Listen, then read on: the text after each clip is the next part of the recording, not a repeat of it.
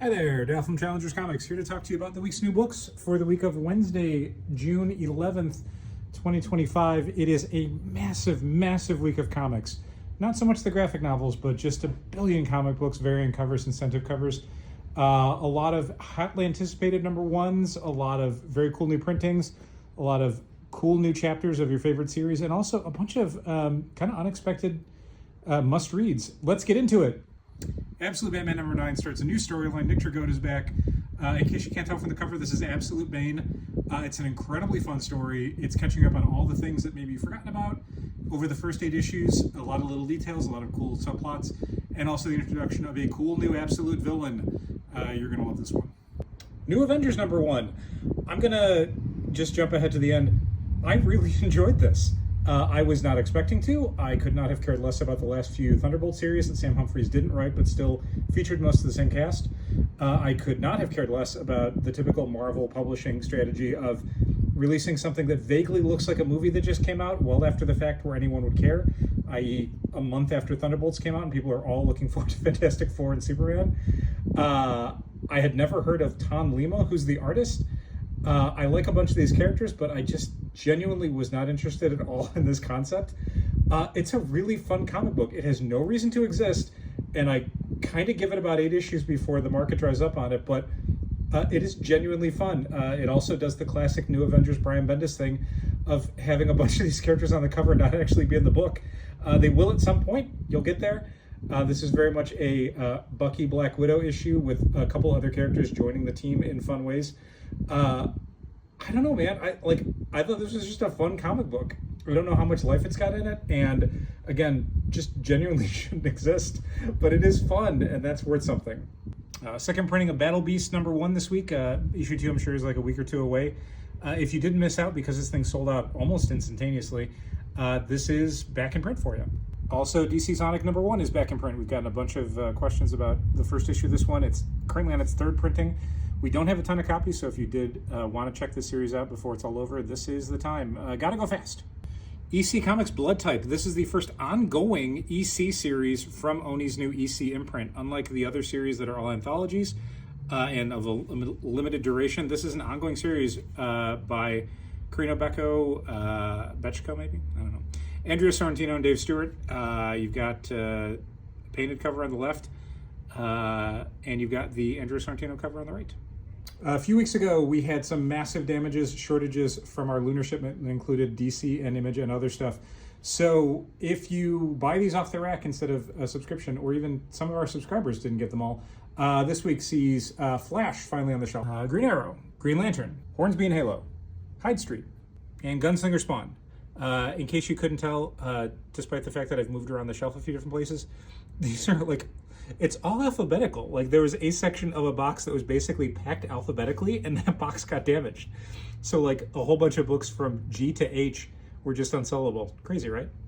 Back to the G's, we have Giant Size Dark Phoenix Saga. This is the second of 5 issues. This is the thing that drives me crazy. So it's Giant Size Dark Phoenix Saga number 1, right? Number 1 first issue we put on it.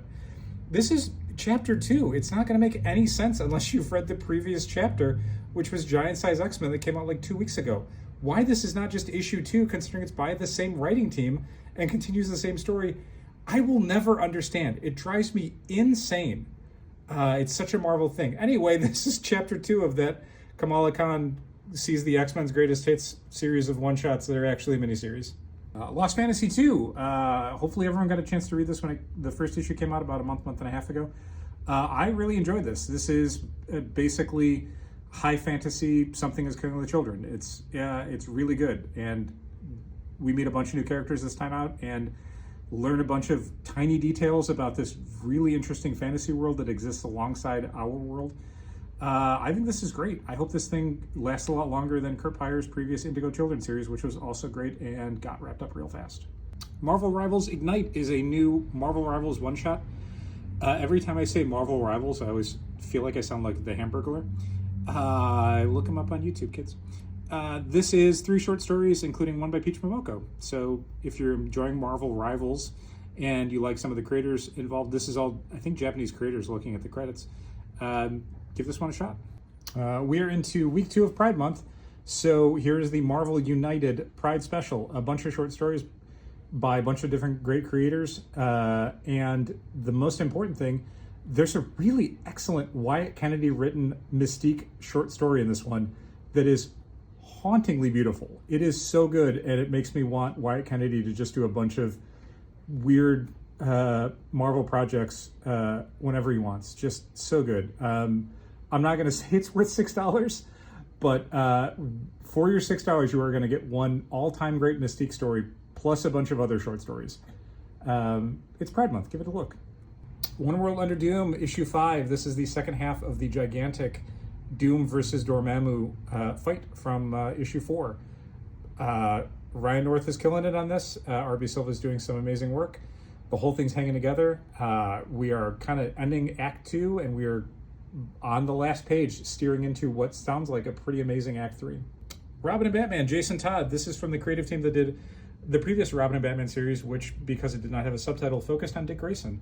This is set during the early days of the Bruce Wayne, Jason Todd partnership, and it's so dark. It's so much darker than the Dick Grayson storyline. We've had a bunch of early days of Dick Grayson stuff, like Batman, Robin Year One, that's coming out from Mark Waid and Chris Samnee, and then the previous Robin and Batman series by Jeff Lemire and Dustin Nguyen.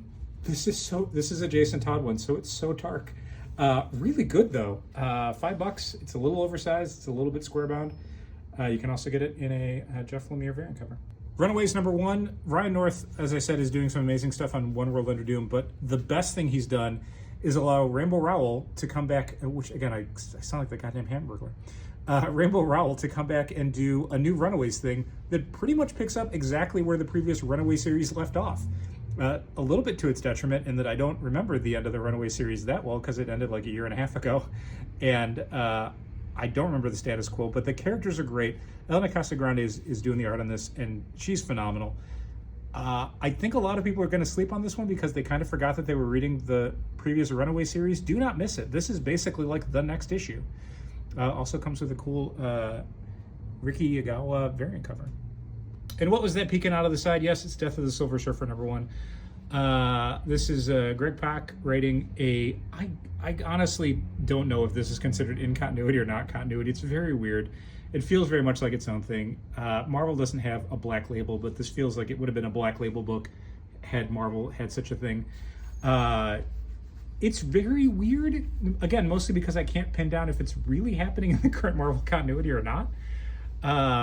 A lot of people assume that this is going to end with Shia LaBeouf taking over to, again, match the Fantastic Four movie that's coming out soon, because Marvel has to have everything look like the movies, even if it's after the point where anyone would care. But anyway, main cover, Joe Quesada variant, Treadmore variant, Incentive variant. Spider-Girl #1, this is spinning out of the, I think, recently concluded Spider-Boy series. It is written by friend of Challengers, Torrin Grombeck. It is out on the stands. Giant Size Amazing Spider-Man #1. We did not pull this for everyone who gets Amazing Spider-Man. That's mostly because the people who don't work on this are the people who do the monthly Spider-Man comic book. This is a Giant Size Amazing Spider-Man anthology. I can only assume that someone at Marvel got concussed and did not realize they already release 2 to 3 Spider-Man comics every single week, and so somehow thought that they needed to fill the void of unmet interest in Spider-Man. But anyway, this is Giant Size Amazing Spider-Man #1. Stories by Kevin Smith, Al Ewing, Chip Zdarsky, Camo, Mark Buckingham, Cafu, and more. It's $8, which, boy, I wish I hadn't said that out loud. And it's good. I mean, it's Spider-Man comics by a bunch of cool Spider-Man creators. I'm not going to say it's the best thing ever, but it is the only new Amazing Spider-Man comic that came out this week. So I guess if you have to buy an Amazing Spider-Man comic book every single week, Marvel has made that easy for you. Supergirl #2. I'm loving this. Sophie Campbell writing and drawing. Classic Silver Age fun. It's very cute. It's very goofy. It is very character driven. If you're a fan of Supergirl across multiple iterations, across multiple media, some of your favorite pairings are likely to show up in this book. Sophie Campbell's kind of pulling from everything. She is not being precious about what kind of Supergirl story she wants to do, but it is precious. Action Comics 1087. This is, if you read the Summer of Superman special, You know that DC is going to be publishing a lot more Superboy stories now. This is the start of the Mark Waid, Skylar Patridge, Superman when he was a boy stories set in the current continuity. So we are looking at a Superboy who is learning his powers, I guess, kind of in the early 2000s. I guess that's kind of where this would be. 2010s maybe? I don't know. I don't know how old Superman's supposed to be now. But anyway, modern Superboy. This is his first trip to Metropolis. It does not go super great. Trinity, daughter of Wonder Woman #1. This is our pick of the week. Thank you for making it into minute 10 of this video to find out what our pick of the week was.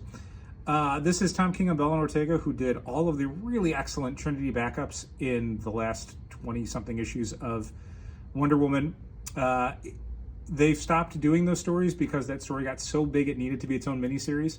As you can see on the Dan Mora cover here, we have Trinity across 3 different ages as shown in those backups. We've got tiny Trinity, we've got teen Trinity, we got all grown up Trinity.